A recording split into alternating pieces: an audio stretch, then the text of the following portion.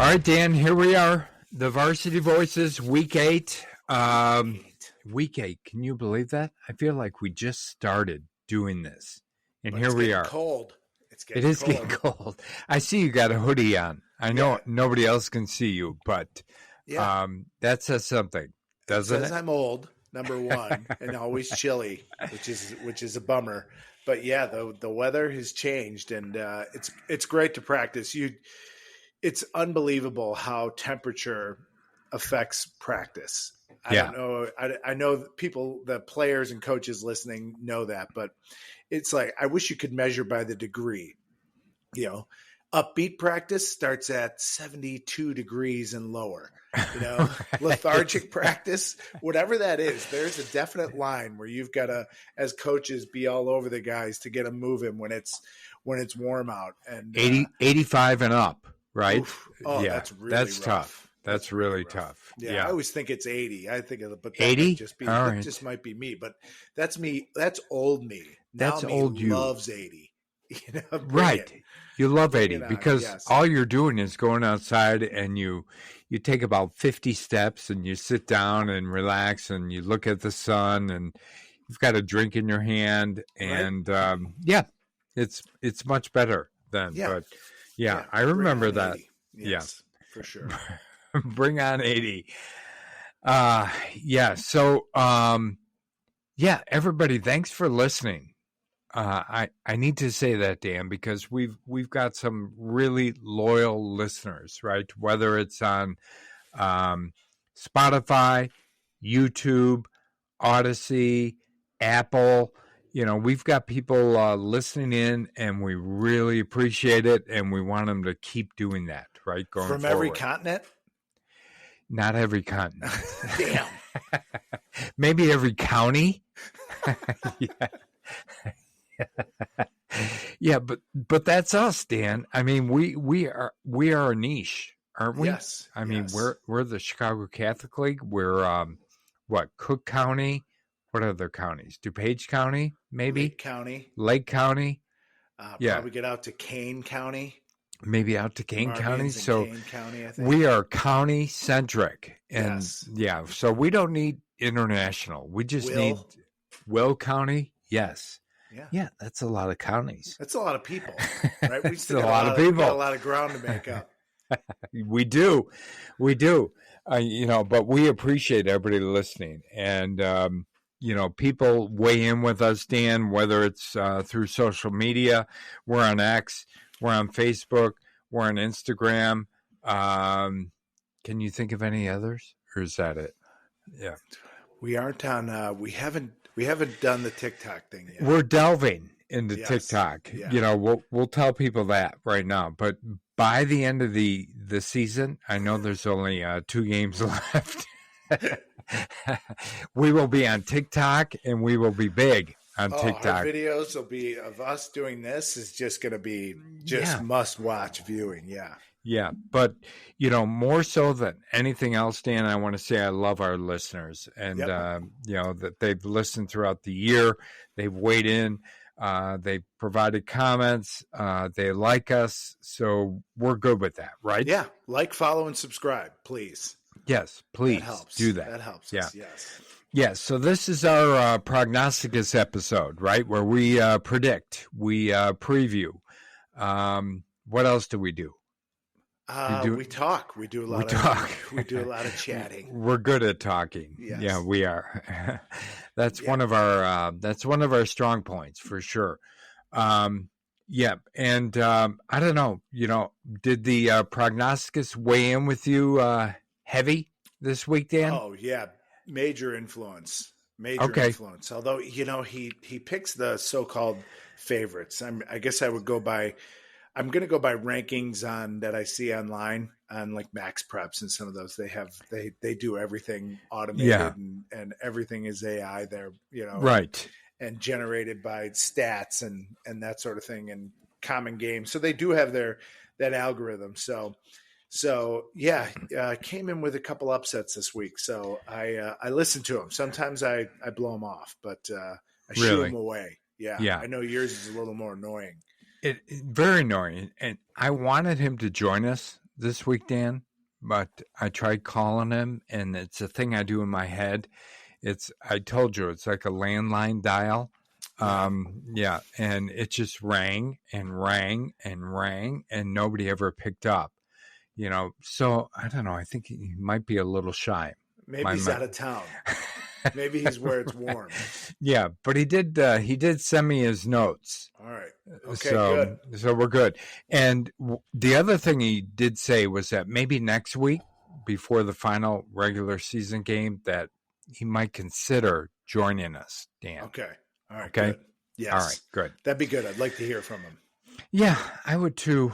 Other than just these little, comments in my head all the time. But, sometimes he's good, sometimes he's bad. And, I take it from there. I take what he gives me with a grain of salt. And I do kind of weigh it into my predictions because, some of the times he's fairly good. And other times I think he's off his rocker, which he would probably agree. So we'll just take it from there, and if he joins next week, we'll question him on it. All right. Yep. Sounds good. Good. All right. So let's go. Week 8, Dan, and interesting week this week. We've got some teams squarely in the playoffs with their 5 wins. We've got other teams, which are BATW, which is backs against the wall, of course.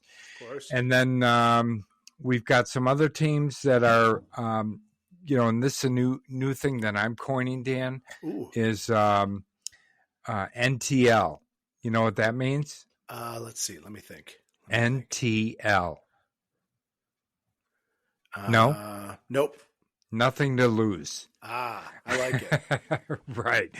And unfortunately that's some of the teams which, don't have many wins, but, we've got several teams in the Chicago Catholic League which have, really shown some promise. They don't have a lot of wins, but, they're coming up to the last 2 games of the season and they've got nothing to lose. NTL. Yeah, they're dangerous. Yes. Those teams are dangerous. Yep, they are. For sure. All right, so let's go into these games. The first one, Dan, St. Rita versus St. Patrick. So this is this green versus orange? I think it is. St. Pat's is in the purple. All right, sorry. Close. Orange versus purple? So close. There you go. All right, good. All right, so St. Rita, they're 5-2, right? Playoff eligible. Big win last week, 42-0 over Leo. St. Patrick having a tough season, 2-5. They had their 4th straight loss last week to St. Laurence. St. Rita, it really seems to be clicking or gelling kind of at the right time this year during the season. Their offense is playing well. Armbruster, their quarterback, he's playing well. Walter Jones, their wide receiver, last week with another touchdown. Let's see, we've got Armbruster had over 130 yards, 2 touchdowns on. He only threw the ball 7 times, Dan. But he also ran it in twice on the ground. So touchdowns. Yeah, playing really well. I would imagine Nick Herman's back too. He was off last week. They referenced kind of a pounding he took against Naz the week before. But you mentioned, Joe, the weapons they have. They've also got an emerging weapon, Damon Sutton. They have a lot offensively. I think St. Pat's is getting better. I feel like they've figured out a bit of a formula on how they want to play. They want to pound the football behind big Eli Valencia, play some strong run defense, led by David Filaruncho. So they've got some things that are starting to click. I don't know if it's at 2-5, it might be too little too late for this year. However, they get a lot of guys back. They're still really young. If you remember Coach Mertens in the summer saying, they've got juniors that are 3-year varsity players. So I think they want to play and try and win these games, and they're an NTL team, Yeah. so they are they're dangerous, and but I think their future is really bright. But Yeah, I do too. that being said, Joe, I don't know. I think we're both on the same page with this. I'm picking St. Rita this week for that game. Yeah, I am too, Dan. And I do think St. Patrick is finding something here on the offensive side of the ball. We know they've struggled, but their quarterback, Colin Hay, to wide receiver Vince Curio, that seems to be working pretty well. And hopefully they build off of that. But, I don't think, it's going to be enough to knock off St. Rita. So I'm going with St. Rita as well in this game. Okay. All right. So let's move to interesting game, IC versus St. Viator, Dan. Let's see. So IC, they beat Marmion last week 40-6. Most points they've scored all season, which is really good. Will Bright had a really good game for IC, threw for 268 yards, 3 touchdowns. Meanwhile, St. Viator was not able to kind of break out on this, and they came up with their fourth straight loss, Dan. So St. Viator is really reeling right now. They fell to Montini 31-14. IC got their record up to 3-4. They've only got two games left, though, Dan, this year. They got this game against Viator, and then next week against St. Rita. So, Viator squarely backs against the wall. IC as well, Dan. So this is a really interesting game. Yeah, I mean, both teams 3-4, and Joe, two teams that are loaded with star power for teams that are 3-4, right? Could call both these teams getting Catholic League this year, So you mentioned Will Bright but they've got Foley Calcagno. They've got your favorite new sophomore linebacker Jalen Banks. Love him. And Dominic Hulak. Yeah. They're kind of loaded. And then St. Viator counters with Cooper Komet, Davion Ellis, and one of my favorites, as a lineman, Ben Konopka. So it is. These are two teams that are. It's for a game featuring 2, 3, and 4 teams. Definitely hang a star on this one because it's one to watch. I'm going to pick, maybe I guess just based on, the divisions, you'd call it an upset, but both teams being 3-4, I'm picking St. Viator in this one, Joe. I think it's been reported that they may have had some injuries, getting healthier. So I'm going to pick St. Viator in this one. Okay, yeah. I would love to see somebody else step up for Viator other than Cooper Komet at this point, and maybe they get that this week with some of their other talented players. But, I think IC is probably, I think they're on a bit of a roll, right? And I think they've been able to kind of they fell last week to Montini 31-14, that was Viator. But I think IC is ready to kind of take the next step here, and I think they realize their backs are against the wall. So I'm going with IC this week, Dan. All right. Yep. So we differ on that one. So that one will be interesting for us to watch this week. Okay. All right. So next game, Nazareth and Benet. Dan, why don't you start with this one? Nazareth had the week off to get healthy, while Benet, got beat up a little bit by Fenwick. Watching a little bit of film, Nazareth is just so loaded. I mean, they have so many ways to beat you. You start with Logan Malachek, right? And he's outstanding.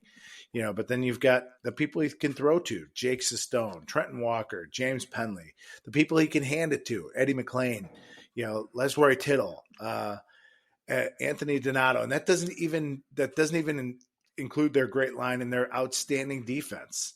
So they've got to be the favorite for the 5A title, in my opinion. Benet needs to try and score with them. That's where I think they have to be this week, and they've got the weapons on their offensive side that can do it.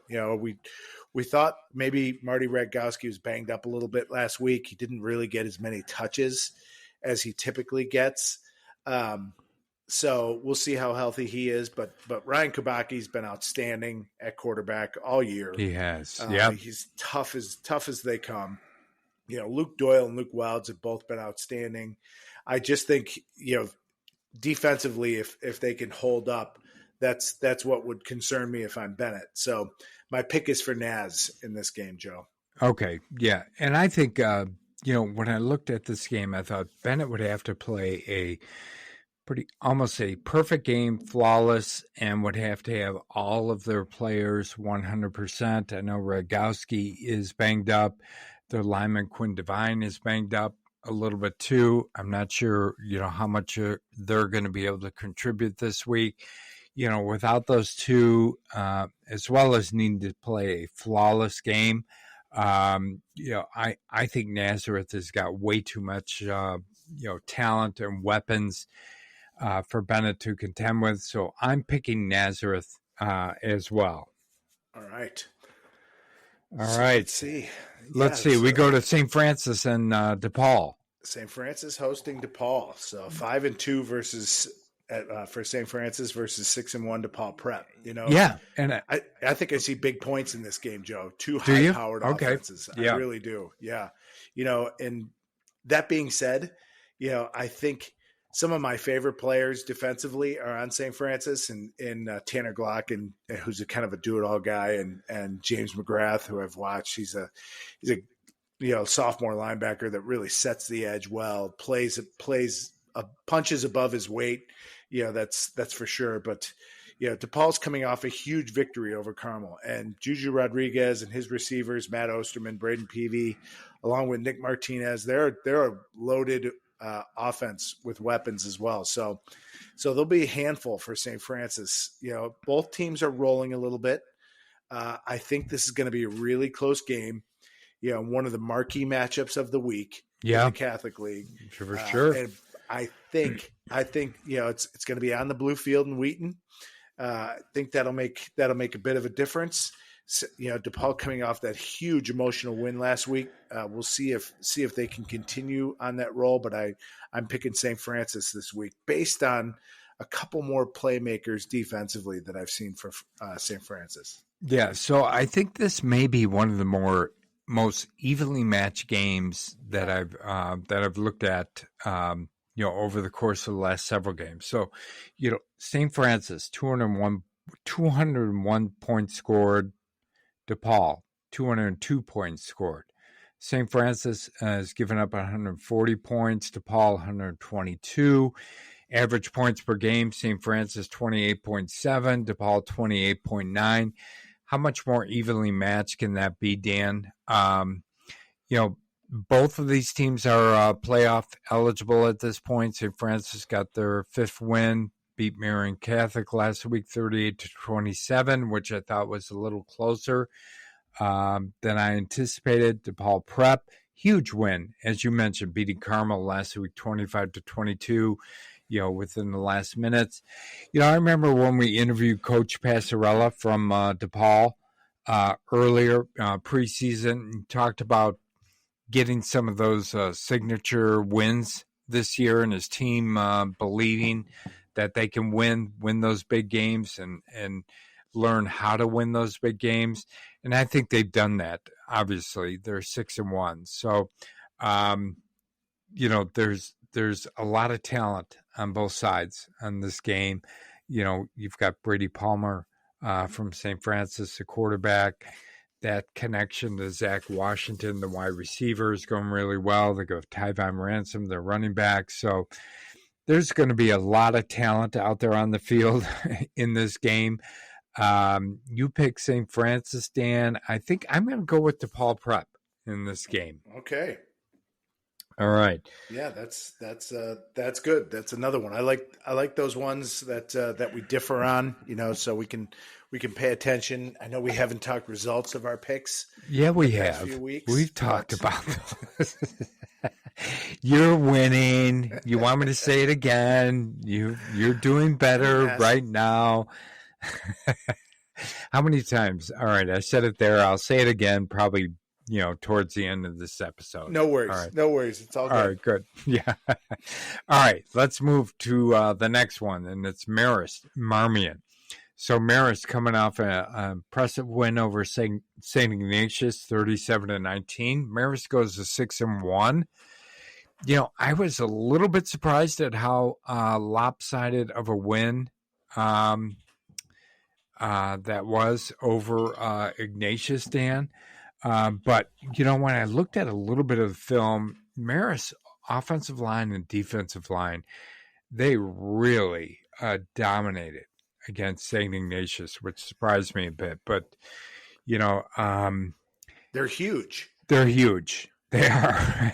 And I think they were way more than Ignatius can handle, obviously, because, Ignatius could only put 19 points on the board. But again, Jake Ritter, quarterback for Marist, really steady and playing at a high level. He mixes in both the run and the pass. I think he had over 60-some yards rushing and a couple of touchdowns. He's throw the ball to their two wide receivers, Brendan Dorn and Gavin Obrachta, who are both having really good years. John McAuliffe, their running back. Yeah, he's really good. Another 120 yards rushing and a touchdown. So, I think Marist is really clicking right now, Dan. Yeah, I've got Marist, Joe, as one of my top 2 or 3 teams in the entire conference right now, regardless of division. I think they are really balanced with big time playmakers on both sides of the ball. We've talked a lot about their D line, Fitzgibbon, Laura. They are really, really good, and they're really playing well on top of it. And that game started out really tight between St. Ignatius and Marist, and Marist just wore him down with that size and just kind of just kept at it, and eventually pulled away. So I think it's a really tough assignment for Marmion to go to that environment. Another tough, if Roy Magana Jr. is still playing quarterback, and we're going to assume he is, but that's tough for a freshman quarterback. It is a really, really, really tough environment. They're going to need to lean on the running game a bit, maybe try and get Big Mateus Nice involved. But I think Marist is one of the teams, the classes of the conference right now, and this year. So I think Marist takes this one to move to 7-1. Yeah. Do you think Marist is kind of a quiet 6-1, Dan? I mean, I know we've talked about them a lot, and we've talked about how good they are, but I just feel like when I was looking at some of the information this week, and I was like, boom, Marist is 6-1. I'm like, yeah. I'm not sure. It seems like it's been a pretty quiet 6-1 for Marian. 2 close games with led by defense and big goal line stand, to beat Brother Rice and that game. I do think that Jacob Ritter, maybe just by us, talking about him, or talking about other quarterbacks more, because the conference is loaded with quarterbacks, but I think he's underrated. Yeah. And I'll just say by us, and yeah. because we've kind of led with their defense. So, but they are really good, and he's really good. He can really run. He can run. He gets out in the open field, and he finds his receivers, quality passer. So I think giving Jacob Ritter some love, as one of the top QBs in the conference, is overdue. We have to, for sure. And you and I have talked about the new kind of breed of quarterback and how that's extended down from the, kind of the pro level to the college level and to the high school level. And Jake Ritter fits that bill, doesn't he? Yeah, he really does. He really does. It's almost like we said, a necessity, to have a quarterback that can run, and it really makes a huge difference in high school football. Yeah, and Marmion, even though we love what they do, and they're they're 4-3, but the step up in competition, so to speak, playing Marist, I think is going to be a little bit too much for them. I'm going for Marist as well in this game. All right. So we got Marist. I'm marking it down, Dan. Okay. All right, Marist. Okay. Providence, Marian Catholic. So, Providence last week, they big loss against Loyola. They fell 42-6. They're now 3-4, and they're squarely what, Dan? BATW. BATW. BATW. I feel like we've said that about Providence since the summer. I know there's something about Providence which has just been, kind of a riddle or an enigma to figure out this year. But they have, it comes down to they are just struggling on offense, Dan. They've never scored more than 27 points, in any of their games this year.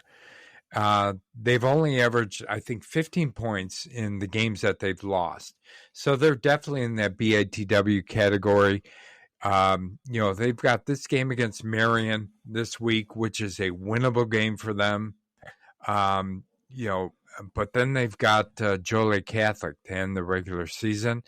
So, they are squarely BATW. Yeah, they are. And, like I said, we've talked about that, I feel like, since the summer. A team that probably had state championship aspirations, and who knows if they get in, what kind of run they can make. But all the pressure's on them, Joe. We've talked about teams, it's BATW against NTL, right? So Marian Catholic is nothing to lose. And Providence needs 2 wins to secure a spot. So the math with looking at Providence's schedule and playoff points is, you're crunching numbers, right? And which is never a spot you want to be in. No, it's not. And when you have to do a ton of math to figure out where you're at from playoff eligibility, you better go out and get those last 2 wins so you're eligible.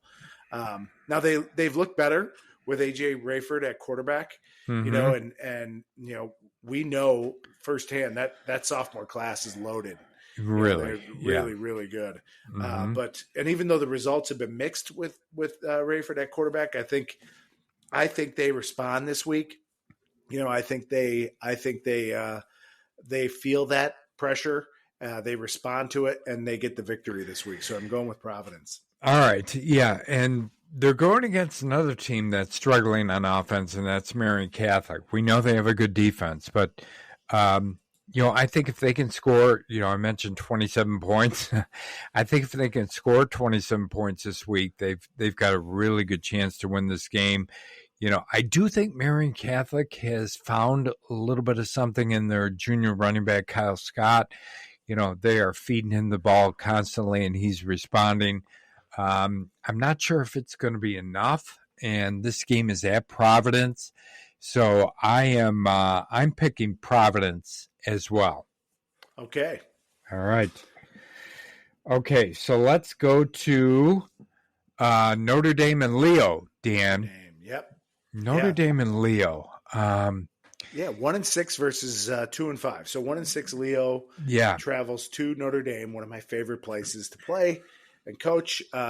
Notre Dame's 2-5. So Leo, while they got beat badly by St. Rita and Notre Dame got beat badly by Brother Rice, I see a really hard-fought game happening here between these two teams. Yeah. Both have had signs of life, albeit, Leo getting some great running from their quarterback, like we've talked about, albeit their scrambles, right? So not necessarily design run. I'd like to see them do a little more design run, and really, really highlight that, where they have had some success. But sometimes the success is because you're scrambling, right? And maybe the design runs wouldn't work as well. But Notre Dame's also found a little something offensively with Roy Nightingale. I think I've mentioned him like 4 episodes in a row. He's a guy that really grabs your attention when you watch Notre Dame play. I think the home field advantage plays a role here. I give Notre Dame the edge, and I think this game, Joe, might have more points than we think. You think so? I do. Like how many? I wouldn't be surprised to see both teams in the 20s. That would be interesting. Yeah. I mean, I know, Leo was able to score points against the Noble Academy. What'd they score? 47 points, 47-0. But we know what that means. So I feel like this might be a low scoring game. Do you? That's good. I do. Did you pick Notre Dame? I did. You did. Yeah. I'm going to pick Leo. Okay. It'd be a signature win for them. It would. Yeah. And I think they're ready for it. I honestly do. Even though they lost last week, to a really good St. Rita team, didn't score any points. When I watch them on film, Dan, I just like what they're doing and kind of the progress that they're making. And I think they've got the ability to step that up one more level here against Notre Dame. I know it's at Notre Dame, and that's a tough place to play. But I think Leo, they are playing hard. Coach has them playing really hard, and they're engaged. I can tell just by watching the kids play. So I think they're going to step up, and I think they're going to get the win this week. All right, yeah. If they can minimize unforced errors, right? That's the key for them. And Notre Dame is going to play really sound football.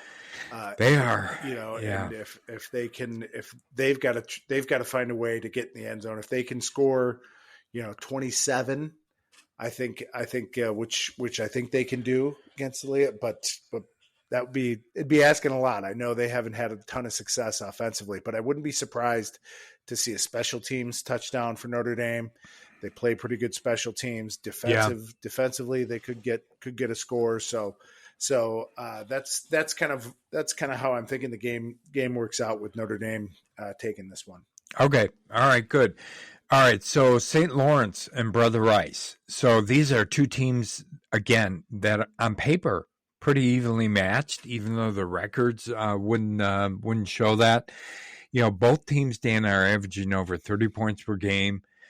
Both teams only giving up just under 14 points per game, so really good defenses here. So Brother Rice starting out 1-3. They've now won 3 in a row. They're coming in 4-3. They beat Notre Dame last week 42-7. They finish up with St Ignatius next week. So again, another team backs against the wall here.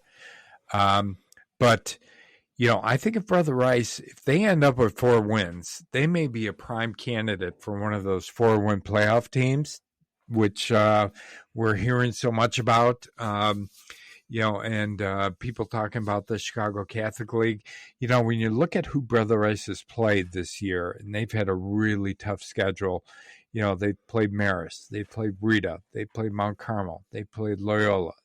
Now they're playing St. Laurence. Then they play St Ignatius. So, they could easily be in the 35 to 40 point range, even with 4 wins. So, oh yeah.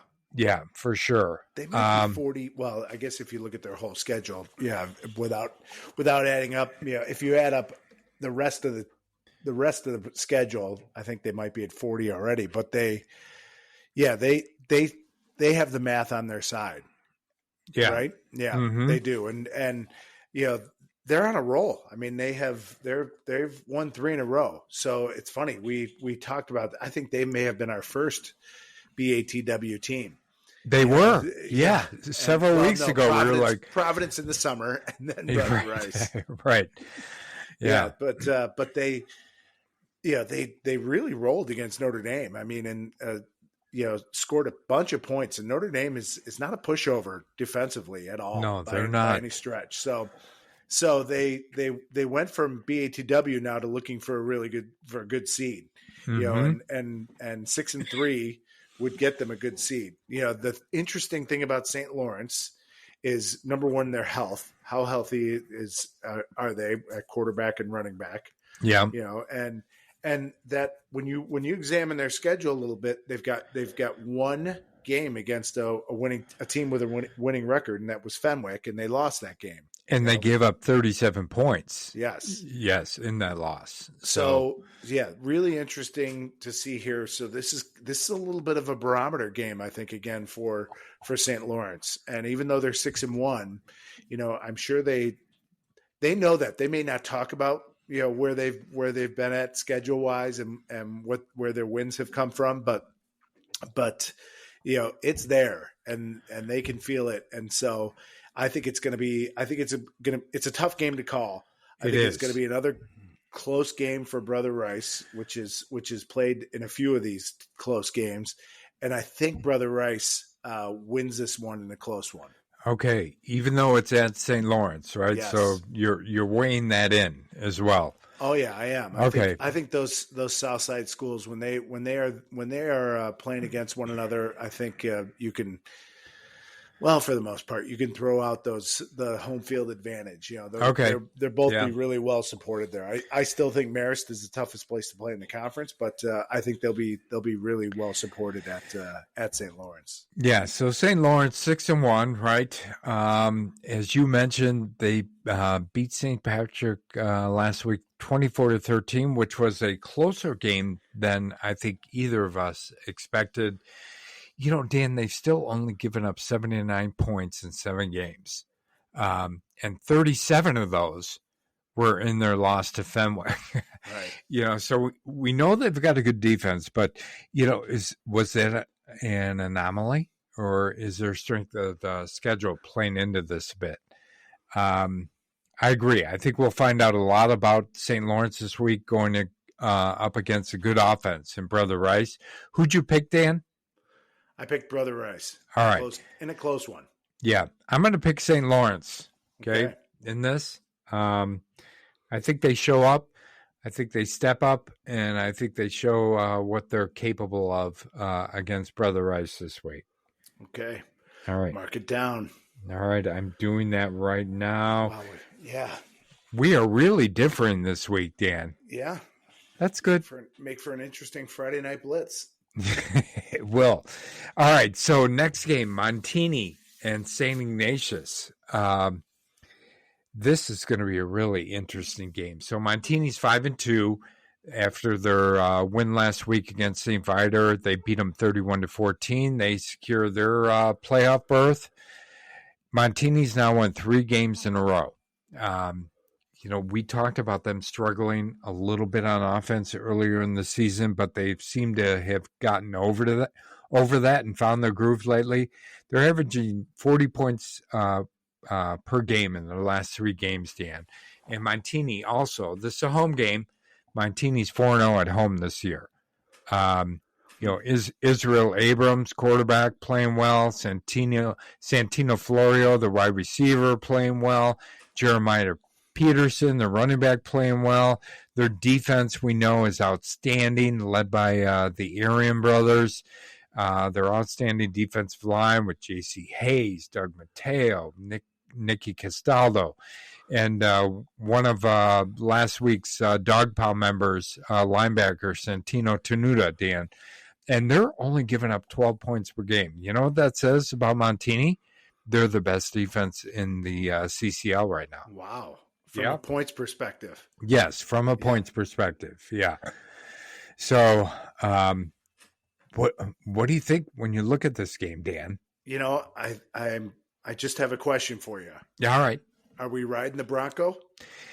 You know what? I said all of that, Dan, and I am riding the Bronco again this week. Yeah. Hell yes, we are. I'm picking Montino. I'm thinking of Santino. I'm picking Montini. Yeah. I think I want to change my name to Santino. Santino Frevaletti sounds good, doesn't it? It does. Maybe I'll just go by Santino. I really, really like it. 2 Santinos on the team at least, right? That we know about. I love it. And what I my version of the Prognosticus, the old Italian guy, Yeah. he definitely loves Montini. Not just because Montini, the name Montini, it sounds Italian, right? Maybe it is, but you've got guys named Santino on there Right. too, right? And Nicky Castaldo, Yeah. For So sure. yeah, the Prognosticus, at least my version, he loves Montini. So I'm riding the Bronco this All right. week. Well, I like what they have in their front seven defensively. Oh You know, gosh, yes, they have you mentioned all those guys that they have up front, and if there's a formula that we've seen to beat St Ignatius, it's to be really good up front. You know, Loyola and Marist both really good up front. You know, in their front seven. Montini's the same way. You know, they are really good defensively. I feel like they have overcome some early season inconsistency offensively to get to these 3 wins in a row. Their offense has really shown up. yeah, The key, you know, for St Ignatius is what we've said all along, and that's staying within a score, maybe 2. You know, and that's how they are the most effective. The other thing is how well they can get some explosive plays, whether it's on the ground or the surprise, you know, deep ball from Jack Wanzong. He's really good.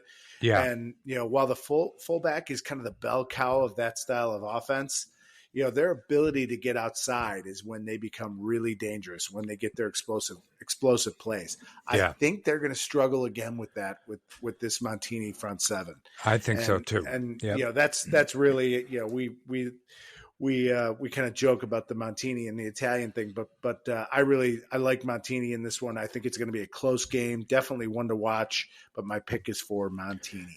Okay, yeah, and I think Ignatius says they've really put themselves in a bit of a bind, Dan, and they are squarely in the BATW category. They're 3 and 4. You know, now this is another team. If they can get another win, get to 4 wins in these last 2 games, you know, when you look at who they've played this year, you know, they played Fenwick, they played Mt Carmel, they played Marist, they played Loyola, they finished up with Montini and then Brother Rice.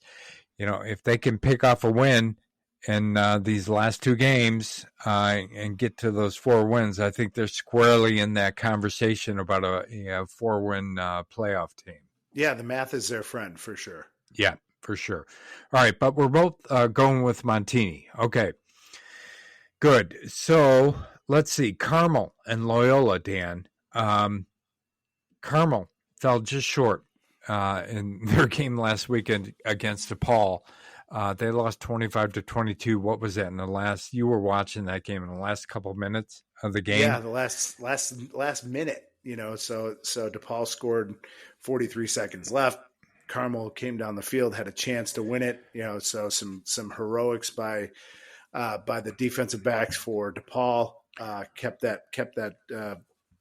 kept Carmel out of the end zone and secured their victory. So, yeah, I think, you know, if I'm Loyola coaches, Joe, I am practicing them hard, and I know they do that every week, but because Carmel's too good, too talented to be 3 and 4, and they're better than that record. You know, the good news for Loyola is that they're playing like we thought they would play, and you know the defense is actually getting a lot of credit. You know, I've seen Tommy Gislandi's name pop up all over the place as being a difference maker on Loyola's defense. Donovan Robinson's playing like a Big Ten player and dominating, you know, in the defensive backfield and in the return game. That said, Joe, I'm picking the upset here. So I really like Carmel's defense, you know, led by their defensive back and everything guy, Jordan McKee. I think their defense is underrated. And I think with that group being BATW, I think they respond. So I am picking Carmel in an upset of Loyola this week. All right, that is stepping out a bit, Dan. I know, but I get where you're coming from. You know, Carmel 3 and 4, their backs are against the wall. You know, they're struggling a bit. You know, even though Trey Taylor is still, you know, playing really well, their sophomore quarterback. I think last week he threw for over 230 yards. You know, he, you know, going to a new target in wide receiver Jeremy Black, who we haven't talked much about this week, but I think, or this year, but I think he had 88 yards receiving last week. And their backs are against the wall for sure. But one thing in looking at Carmel's schedule, Dan, I'm not sure if they've yet to beat kind of what you would consider a top tier team in those 3 wins, which concerns me a bit because we know Loyola is a top tier team. They're 5-2. They've won 4 straight now. Difficult start to the season for them. More difficult than we expected. Part of that, I don't know if it was just kind of a lackluster start, but, then a couple of games Fitzgerald was hurt. But they seem to be back on track now, and they seem to be rolling. They're trending towards, what we thought and what you would think Loyola was going to be this year with the talent that they have. This game is at Carmel. I'm picking Carmel in this game. You are. You're picking Carmel. No, I'm sorry. Oh. After all that, Dan, I'm picking Loyola in this game. A big factor is going to be how healthy Donovan Day is. The guy was co-MVP of the division last year, so he's a huge difference maker for them. If he's 100%, then or at least as close to 100% as anyone is at this point in time. That's gonna be a big difference maker for me. But I think he's going to, and I think, like I said, I think Carmel pulls off the upset. But I know you're going with Loyola, so I am. All right. Okay. This might be separation week for us. It is. Although you're up by I think five games, Dan. Okay. All right. Yeah, but we're coming to our last game now, and that's Fenwick and Mount Carmel. So Fenwick, great game. Yeah, really good game this week, and I'm so interested to see how this game goes. Fenwick won or beat Benet last week, really in convincing fashion, 42-7. Fenwick 6-1. I don't know if that's a quiet 6-1. We know they've been good all year, but they've won 4 games in a row now, Dan. And I think I might have said Montini might be the best defense in the Chicago Catholic League as far as points per game. But I think I was mistaken, Dan, because Fenwick has only given up an average of 10 points per game over 7 games. Can you believe that? Wow. Yeah. I can, having seen their defense for a couple weeks. I can. Yeah. It's strength on strength for this one, and Fenwick's the hottest team in the conference right now with Nazareth being off last week. Yeah. Their one loss is by 1 point to JCA in week 3. And their defense, especially their defensive backs, I think are the strength of that defense. Mount Carmel was able to pull away from JCA last week in what was a close game, but their offense really seemed to get on track in the second half. Daniel Taylor, running back is making a difference, helping out Jack Elliott. And the defense, their defense was really, really good against Joliet Catholic. So they've got difference makers on that side of the ball. And I think it's their defense, Joe, that is going to make the difference in this game against Fenwick. I think Mount Carmel's defense against Fenwick's offense, is and the two groups of each team that maybe get less pub, for the success of their teams. I think that's going to be the difference. And it's why I'm picking Mount Carmel this week in a nail biter. Okay. Yeah, because, I do think Mount Carmel's defense has been suspect this year. I think if you were to pick one weak point with the Mount Carmel's team, it might be their defense. I know they might take offense to me saying that, but I don't think there's all that many weaknesses in Mount Carmel, and that's the only one I can come up with, Dan. Yeah. Jack Elliott, in my opinion, is the front runner, or maybe neck and neck with Lincoln Way East quarterback Jonas Williams as far as player of the year in Illinois this year. I mean, he makes that much of a difference, and we've seen that over the last couple of games. He was out for a game and came back in. I mean, Mount Carmel's a completely different team. So, I I think their offense actually wins this game for them. Excuse me. Even though I think they'll keep Fenwick down. I'm not all that enamored with Fenwick's offense. I know they won't like that either, but I think this game comes down to the Mount Carmel offense just outscoring Fenwick at this point. So yeah. I'm picking Mount Carmel as well. Okay. All right. That's one I'd love to see what the numbers say about, if that's an upset. Probably. I think all the rankings still have Mount Carmel really high. Fenwick's not getting the love they deserve, and they look like a top 10 to 15 team to me. Their offense seems to do just enough. Yeah. But I think Mount Carmel's defense is getting better.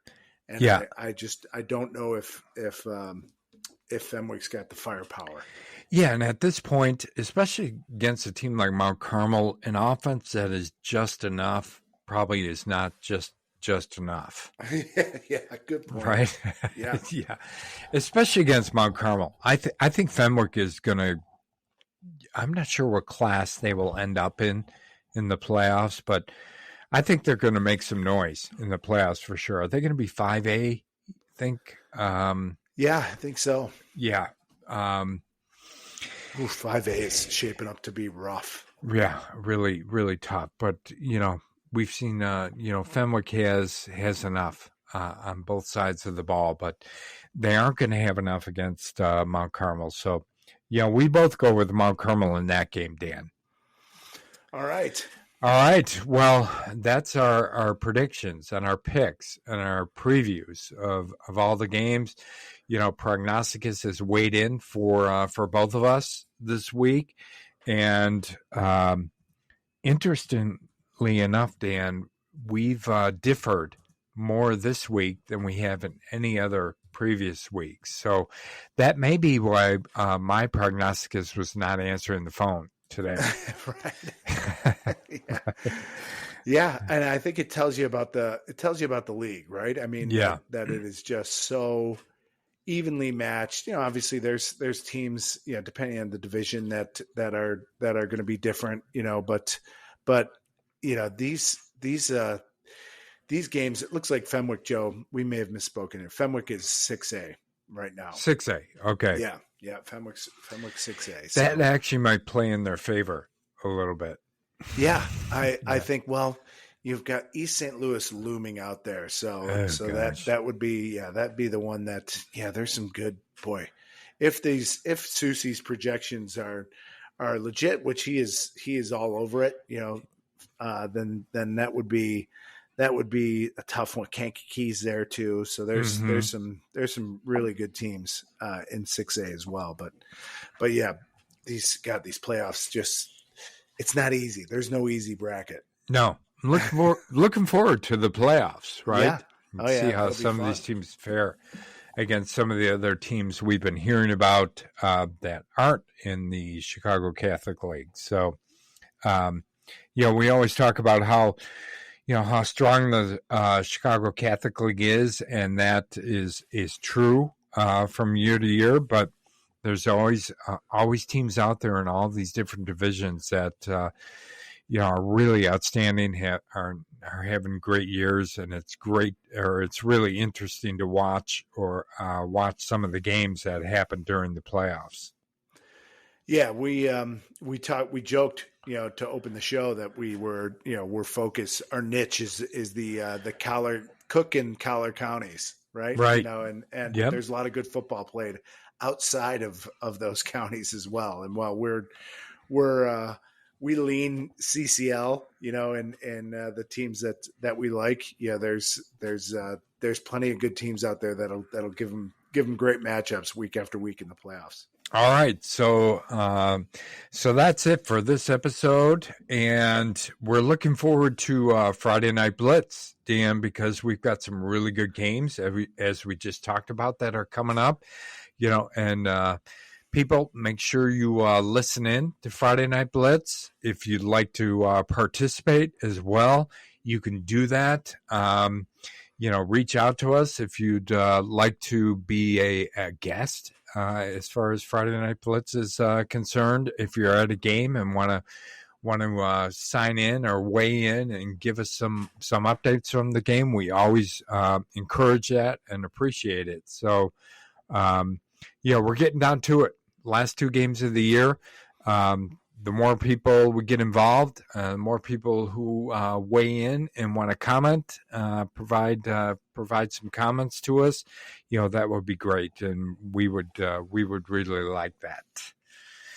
But so that's it for tonight or for this episode, and we will look forward to talking to you on Friday in our live Friday Night Blitz episode. As always, thank you for listening.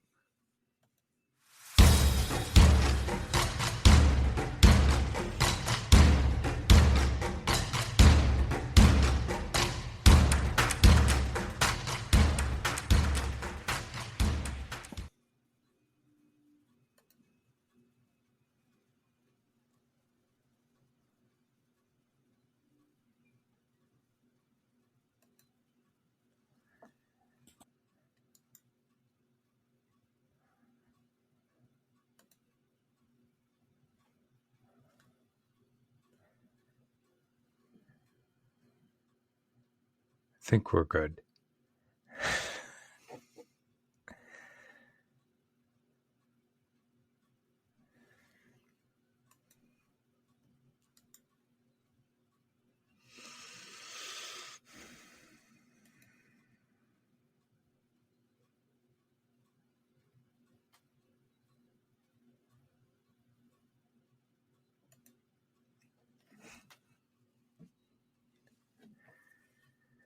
I'm going to leave this and I'm going to sign back in. All right.